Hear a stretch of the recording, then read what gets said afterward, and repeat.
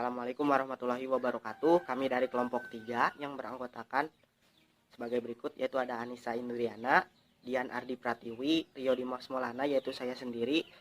Ada juga Salsadila Dewi Rahayu, Sarah Ardini, Sekar Ayuning Tias, Teddy Kurniawan, dan Wulan Islamiati Aldi.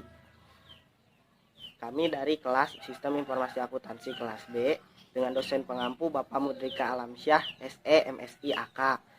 Di sini kelompok kami akan menjelaskan mengenai teknik dokumentasi dan penyusunan sistem, di mana teknik dokumentasi dan penyusunan sistem ini memiliki latar belakang sebagai berikut, yaitu dokumentasi atau documentation menjelaskan cara sistem bekerja, termasuk siapa, apa, kapan, di mana, dan mengapa, serta bagaimana entry data, pengolahan data, penyimpanan data, output informasi, dan sistem pengendalian. Arti populer pendokumentasian sistem meliputi diagram, bagan alir, tabel, dan representasi grafis lainnya dari data dan informasi. Ini dilengkapi dengan deskripsi naratif atau narrative description dari sistem, penjelasan langkah demi langkah yang tertulis dari komponen sistem dan interaksinya. Dalam bab ini, kita menjelaskan 3 alat dokumentasi sistem yang umum, yaitu ada diagram arus data, bagan alir, dan diagram proses bisnis. Di mana alat dokumentasi ini sangat penting dalam level-level berikut ini. Yang pertama itu pada level minimum. Anda harus dapat membaca dokumentasi untuk menentukan cara sistem bekerja. Yang kedua, Anda mungkin perlu untuk mengevaluasi dokumentasi guna mengidentifikasi kekuatan dan kelemahan pengendalian internal dan merekomendasikan peningkatan. Selain itu untuk menentukan jika sistem yang diajukan memenuhi kebutuhan perusahaan. Dan yang ketiga yaitu lebih banyak keterampilan yang dibutuhkan untuk mempersiapkan dokumentasi yang menunjukkan cara beroperasi dari sistem yang sudah ada atau diajukan. Selain itu, bab ini juga membahas mengenai alat-alat dokumentasi, di mana alat-alat dokumentasi ini terdapat beberapa. Yang pertama itu ada diagram arus data atau DAD. Dalam DAD ini terdapat beberapa hal, yaitu ada deskripsi grafis sumber data, arus data, proses transformasi, penyimpanan data, dan tujuan data. Yang kedua ada bagan alir, yang merupakan deskripsi grafis sistem. Dan ada beberapa jenis bagan alir, meliputi yaitu ada bagan alir dokumen, bagan alir sistem, dan bagan alir program. Yang ketiga itu ada diagram proses bisnis, di mana diagram proses bisnis ini merupakan deskripsi grafis dari proses bisnis yang digunakan oleh perusahaan. Nah, dari latar belakang tersebut kita dapat mengambil beberapa rumusan masalah. Di antaranya yaitu ada apa yang dimaksud dengan diagram arus data dan diagram proses bisnis. Yang kedua yaitu ada bagaimana teknik dalam dokumentasi dan penyusunan suatu sistem. Yang ketiga ada apa bentuk simbol yang digunakan dalam diagram.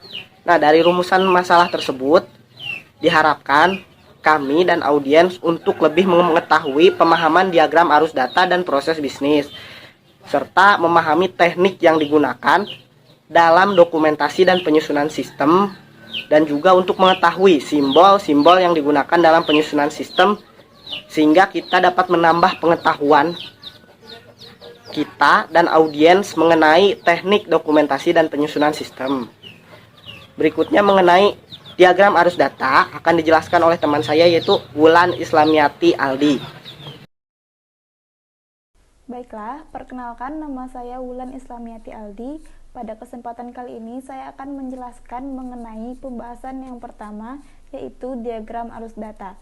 Diagram arus data adalah deskripsi grafis yang mempresentasikan 4 elemen dasar, yakni sumber dan tujuan data, arus data, proses transformasi, dan penyimpanan data.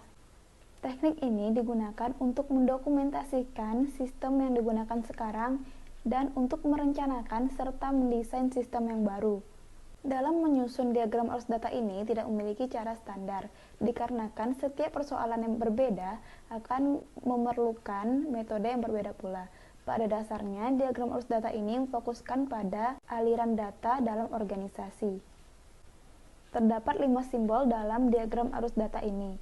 Yang pertama yaitu simbol kotak persegi, di mana dinamai dengan simbol sumber dan tujuan data, yang tertuju pada orang dan organisasi yang mengirim data ke dan menerima data dari sistem, di mana sumber data dan tujuan data memiliki definisi, yaitu entitas yang mengirim atau menerima data yang digunakan atau dihasilkan oleh sistem. Entitas dapat berupa sumber atau tujuan. Selanjutnya untuk simbol yang kedua yaitu simbol dengan garis lengkung ataupun garis lurus dengan panah. Simbol ini dinamai dengan simbol arus data, di mana dimaksudkan untuk simbol arus data ke dalam atau keluar proses. Arus data memiliki definisi yaitu perpindahan data di antara proses, penyimpanan, sumber, dan tujuan. Data yang melewati antara penyimpanan data dan sumber atau tujuan harus melewati proses transformasi data. Arus dapat dilabeli untuk menunjukkan data apa yang mengalir. Satu-satunya pengecualian adalah arus data antara proses dan penyimpanan data, karena arus data biasanya jelas. Selanjutnya untuk simbol yang ketiga yaitu simbol lingkaran atau yang sering disebut dengan gelembung. Simbol ini dinamai dengan proses-proses transformasi, di mana ini ditujukan untuk proses yang mentransformasikan data dari input ke output. Maksud dari proses di sini yaitu tindakan yang mentransformasikan data ke dalam data atau informasi lain. Selanjutnya memasuki simbol yang keempat yaitu simbol penyimpanan data yang diwakili oleh dua garis horizontal. Penyimpanan data adalah tempat atau media penyimpanan data sistem. Diagram arus data tidak menunjukkan media penyimpanan fisik seperti penyedia atau kertas yang digunakan untuk menyimpan data. Selanjutnya, memasuki simbol yang terakhir yaitu simbol yang kelima yang dinamakan dengan pengendalian internal. Simbol ini dilambangkan dengan segitiga, di mana pengendalian internal diberi nomor dan dijelaskan dalam tabel pendamping. Selanjutnya mengenai contoh diagram arus data. Contoh diagram arus data ini akan dijelaskan lebih lanjut oleh teman saya bernama Dian Ardi Pratiwi. Kepada Tiwi dipersilahkan. Assalamualaikum warahmatullahi wabarakatuh. Perkenalkan, nama saya Dian Ardi Pratiwi, NIM 20021128887. Setelah teman saya sebelumnya sudah menjelaskan mengenai simbol-simbol yang digunakan dalam diagram arus data, kini kita masuk pada contoh bentuk dari diagram arus data atau data flow diagram yang disingkat dengan DFD. Nah teman-teman, bisa kita lihat berdasarkan gambar di layar bahwa kita ketahui bahwa input untuk memproses C atau arus data B yang datang dari sumber data A. Output proses C adalah arus data D dan E, di mana arus data E dikirimkan ke tujuan data J. Dan proses F menggunakan arus data D dan G sebagai input, lalu menghasilkan arus data I dan J sebagai output. Kemudian, data G datang dari dan mengembalikan ke penyimpanan data H. Lalu yang terakhir adalah arus data I, di mana ia dikirimkan ke tujuan data K. Nah, tadi kan kita sudah melihat bentuk dari diagram arus data. Sekarang kita masuk pada penerapan dari diagram arus data tersebut. Berdasarkan diagram yang ada di layar, bisa kita lihat input untuk melakukan proses pembayaran C adalah arus data pembayaran pelanggan B yang datang dari pelanggan A. Pada arus data B, pembayaran pelanggan sebenarnya terdiri dari pembayaran dan data pengiriman uang. Namun, dua arus data tersebut bergerak secara bersama, sehingga garis tunggal digunakan. Proses 1.0 atau proses pembayaran membagi kedua arus pada arus data B dan mengirimkannya ke arah yang berbeda. Data pengiriman uang atau data pelanggan D digunakan untuk memperbarui catatan piutang, dan pembayaran atau setoran E didepositokan pada bank sebagai tujuan data. Lalu proses piutang yang diperbarui atau dikodekan dengan huruf F menggunakan data pelanggan D dan piutang H untuk memperbarui catatan piutang dan mengirimkan data piutang ke manajer kredit. Melalui arus data pengiriman uang D, input akan memperbarui piutang F, kemudian akan diterima oleh manajer kredit sebagai tujuan kredit melalui arus informasi piutang yang dikirimkan. Dalam arus data G, data dari file piutang diambil, diperbarui, dan disimpan kembali dalam file. Arus data G yang berasal dari proses 2.0 menjadi satu-satunya arus data yang tidak dilabeli, karena arus data berada di antara proses dan penyimpanan data. Dan arus data biasanya sudah jelas, Panah bola balik biasanya terdapat pada alur penyimpanan data seperti pada arus G. Nah, teman-teman, pada layar bisa kita lihat bahwa penyimpanan data H direpresentasikan oleh garis horizontal dengan nama file piutang dagang. Yang bisa kita lihat itu tuh tertulis di dalam garis. Baiklah, saya Sarah Ardini akan menjelaskan tentang sub pembagian diagram arus data atau DAD. Diagram arus data ini dibagi ke dalam level-level atau jenjang mulai dari tertinggi hingga ke lebih rendah. Pada dasarnya, diagram arus data dapat dirinci lebih lanjut ke dalam jenjang yang lebih rendah agar dapat diperoleh pemahaman yang lebih rinci dan mendalam tentang sebuah sistem. Karena pada umumnya sebuah sistem tidak dapat digambarkan seluruhnya hanya dalam selembar kertas saja. Selain itu, pengguna juga memiliki kebutuhan yang berbeda-beda. Dengan demikian, diagram arus data dapat dibagi ke dalam jenjang-jenjang sesuai dengan kebutuhan sistem. Jenjang tertinggi disebut dengan diagram konteks atau konteks diagram yang menggambarkan ikhtisar paling ringkas dari sebuah sistem. Baik, selanjutnya saya akan membahas mengenai bagan alir. Nah, sebelumnya, apa sih bagan alir itu? Bagan alir atau flowchart adalah teknik analitis bergambar yang digunakan untuk menjelaskan beberapa aspek dari sistem informasi secara jelas, ringkas, dan logis. Bagan alir digunakan untuk menganalisis cara meningkatkan proses bisnis dan arus dokumen. Nah, sebagian besar bagan alir digambarkan menggunakan program perangkat lunak seperti Visio, Microsoft Word, Microsoft Excel, dan Microsoft PowerPoint. Bagan alir memiliki simbol-simbol. Nah, simbol-simbol ini dapat dibuat menggunakan program komputer atau menggunakan template, yaitu penggaris khusus untuk membuat simbol-simbol bagan alir. Nah, secara garis besar, simbol-simbol ini dikelompokkan dalam 4 kelompok, diantaranya yang pertama, simbol input atau output. Nah, simbol ini adalah simbol yang menggambarkan alat atau media yang memberikan input kepada atau merekam output dari kegiatan pengolahan data. Lalu yang kedua ada simbol pemrosesan. Simbol ini adalah simbol yang menunjukkan jenis alat yang digunakan untuk mengolah data. Lalu yang ketiga ada simbol penyimpanan, yaitu simbol yang menggambarkan alat yang digunakan untuk menyimpan data yang saat ini tidak dipakai oleh sistem. Lalu yang terakhir ada simbol arus, yaitu simbol yang menunjukkan arus data, di mana bagan alir dimulai dan berakhir, keputusan dibuat, dan cara menambah catatan penjelasan untuk bagan alir.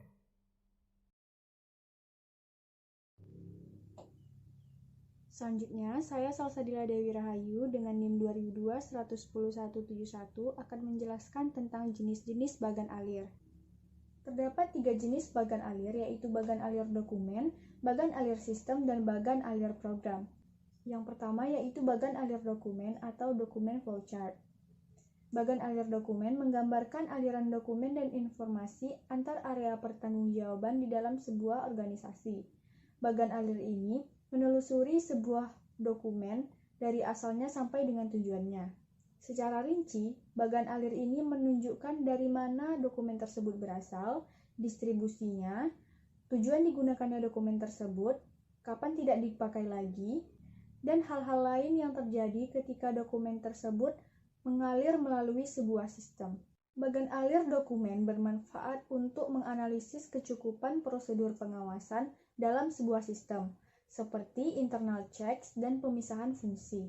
Bagan alir atau flowchart yang menjelaskan dapat mengungkapkan kelemahan atau inefisiensi sebuah sistem, seperti aliran komunikasi yang tidak memadai, kompleksitas dalam aliran dokumen, dan lain-lain. Yang kedua yaitu bagan alir sistem. Bagan alir sistem menggambarkan hubungan antara input, pemrosesan, dan output sebuah informasi akuntansi. Bagan alir sistem ini dimulai dengan identifikasi input. Input adalah segala sesuatu yang masuk ke dalam sistem dan sumbernya.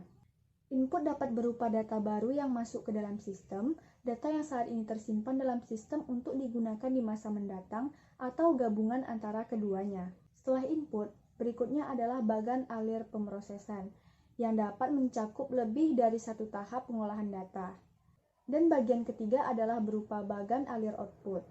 Output dari pemrosesan dapat disimpan dalam tempat penyimpanan data atau disajikan dalam berbagai laporan yang dapat dicetak atau sekedar ditayangkan di layar monitor.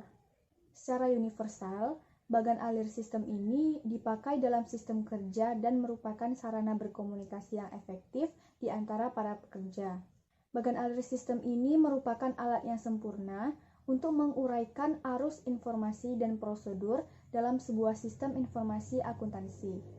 Dan yang ketiga, bagan alir program atau program flowcharts. Nah, bagan alir program ini menjelaskan urutan logika pemrosesan data oleh komputer dalam menjalankan sebuah program. Bagan alir program menggunakan simbol-simbol yang dirancang secara khusus. Anak panah menghubungkan simbol-simbol sekaligus menunjukkan urutan kegiatan. Simbol pemrosesan menggambarkan perpindahan data atau perhitungan aritmatika. Simbol input dan output menggambarkan pembacaan input sekaligus penulisan output. Simbol keputusan menggambarkan perbandingan satu atau lebih variabel dan mentransfer aliran data ke alternatif yang sesuai. Titik mulai dan berakhirnya bagan alir program ini digambarkan dengan menggunakan simbol terminal. Selain itu, juga digunakan simbol penghubung atau konektor untuk menghubungkan proses satu dengan proses lainnya, baik pada halaman yang sama maupun halaman yang berbeda. Assalamualaikum warahmatullahi wabarakatuh. Saya Teddy Kurniawan akan melanjutkan penjelasan dari Salsadila. Selanjutnya yaitu diagram proses bisnis. Diagram proses bisnis atau DPD adalah cara visual untuk menjelaskan diagram proses bisnis, langkah-langkah atau aktivitas-aktivitas dalam proses bisnis. Contohnya, ada banyak aktivitas-aktivitas dalam siklus pendapatan. Di antaranya adalah menerima pesanan, mengecek kredit pelanggan, memverifikasi ketersediaan persediaan, dan mengonfirmasi penerimaan pesanan pelanggan. Seperti halnya ada berbagai aktivitas yang terlibat dalam siklus pengeluaran. Di antaranya adalah mengirimkan barang yang dipesan, menagih pelanggan, dan mengumpulkan pembayaran pelanggan. Semua aktivitas ini ditunjukkan pada DPD untuk memberikan pemahaman yang lebih mudah kepada pembaca mengenai gambaran yang terjadi dalam cara visual untuk menjelaskan langkah-langkah atau aktivitas proses bisnis. Saat diagram proses bisnis dapat menjelaskan interaksi dalam entitas dan juga interaksi antar entitas, diagram proses bisnis tidak mendokumentasikan aktivitas yang dilakukan oleh pihak eksternal. Oleh karena itu, diagram proses bisnis untuk siklus pendapatan hanya menjelaskan fungsi-fungsi yang dilakukan oleh perusahaan penjual, dan diagram proses bisnis untuk siklus pengeluaran hanya menggambarkan aktivitas yang dilakukan oleh perusahaan pembelian. Adapun beberapa pedoman untuk mempersiapkan diagram proses bisnis. Yang pertama yaitu mengidentifikasi dan memahami proses bisnis. Yang kedua yaitu mengabaikan komponen-komponen tertentu. Yang ketiga yaitu memutuskan seberapa mendetail yang dimasukkan. Yang keempat yaitu mengelola bagan alir. Yang kelima yaitu memasukkan setiap proses bisnis dalam diagram. Yang keenam menggambarkan sketsa kasar diagram proses bisnis. Dan yang ketujuh yaitu menggambar salinan final diagram proses bisnis. Nah, dalam diagram proses bisnis, dasarnya lebih sedikit pada mematuhi aturan yang mengatur persiapan dan lebih banyak pada mengomunikasikan aktivitas dengan jelas yang terlibat dalam proses bisnis yang digambarkan. Adapun dalam menggambar diagram proses bisnis, kita dapat menggunakan seperangkat simbol terbatas yang dapat ditunjukkan untuk menghasilkan DPD atau diagram proses bisnis yang mudah dibuat dan dipahami. Nah, simbol yang pertama yaitu bernama mulai, yang menjelaskan mulai atau permulaan proses diwakili oleh lingkaran kecil. Yang kedua yaitu akhir, menjelaskan akhir proses direpresentasikan oleh lingkaran kecil berbaris tebal. Yang ketiga yaitu aktivitas dalam proses, menjelaskan aktivitas dalam proses diwakili oleh persegi yang sisinya tumpul. Penjelasan aktivitas ditempatkan dalam persegi. Yang keempat yaitu keputusan. menjelaskan keputusan yang dibuat selama proses diwakili oleh sebuah wajib. Penjelasan keputusan ditempatkan di dalam simbol. Yang kelima yaitu arus. Arus data menjelaskan arus data atau informasi yang ditujukan oleh panah. Yang keenam yaitu informasi anotasi. Menjelaskan informasi yang membantu menjelaskan proses yang dimasukkan ke dalam diagram proses bisnis. Jika dibutuhkan panah yang tebal digambarkan dari penjelasan simbol. Baiklah, saya Sekar Ayunintias akan menyimpulkan materi kali ini tentang teknik dokumentasi dan penyusunan sistem. Jadi, sistem merupakan alat yang digunakan dalam menganalisis, merancang, dan mendokumentasikan sistem dan hubungan antar subsistem. Seorang analis sistem harus memiliki bekal teknik pendokumentasian yang baik. Oleh karena itu, harus memahami teknik-teknik dalam mendokumentasikan dan memahami apa saja yang harus dikuasainya. Dengan gambaran grafis tersebut, auditor akan mudah melihat kelemahan dan kekuatan pengendalian suatu perusahaan. Terdapat 3 alat dokumentasi sistem yang umum digunakan. Yang pertama, diagram arus data.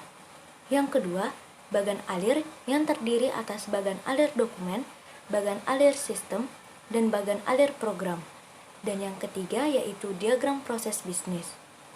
Alat pendokumentasian tersebut dilengkapi dengan deskripsi naratif sistem, yaitu penjelasan per tahap mengenai komponen dan interaksi sistem. Demikianlah yang dapat kami sampaikan pada presentasi kali ini. Kami mohon maaf apabila ada kesalahan. Wassalamualaikum warahmatullahi wabarakatuh. Sekian dan terima kasih.